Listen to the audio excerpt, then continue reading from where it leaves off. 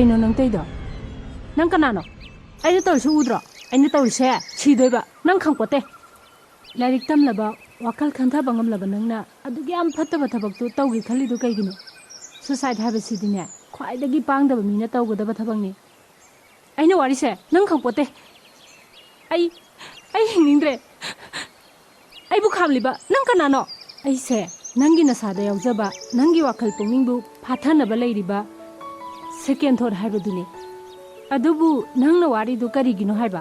Aina warise aigi boyfriend do aibu nuksiba sasinaramaga aiga de thana sena thanaraga aibu ngaiba yaba ngahalaga nupi ma chenkrine phone tobusu paide switch off adom lei ai yam pende e adugi oire nangsu amta munna khalaga yongune nangdi sigani nupa dudi nupi amagamuk adom lemina honi adu kai kane nangi damakta kanana wani khangbra nangi ima papum makhoidi nangi damakta khanbada laiman oiduna lehogani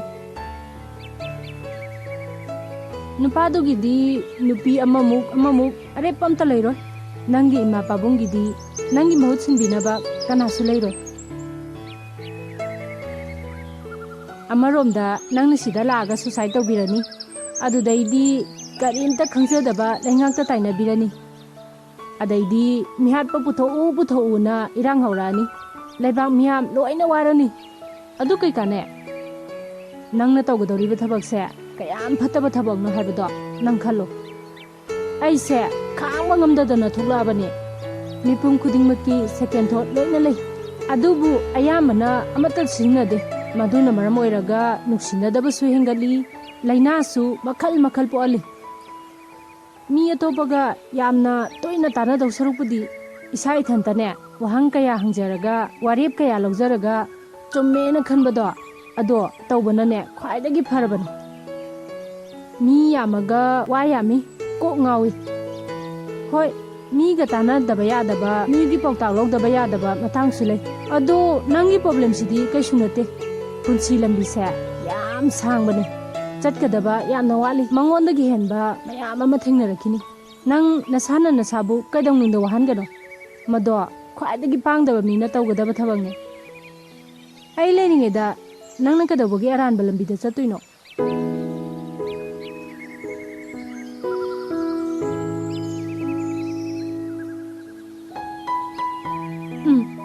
नंग highway चुमे आई सिररोय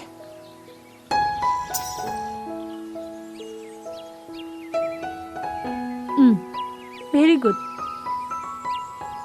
Tang na pokpa miyoy mapokni kaidawbagi lemna manghandoino. Matam pumbada nang ay layri kaugano. Hojikti nang wakhal tarabanina ay chalage ko.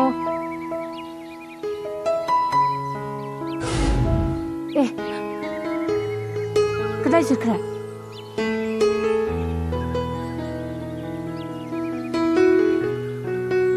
Aigi wakhalu phathanaba second thought.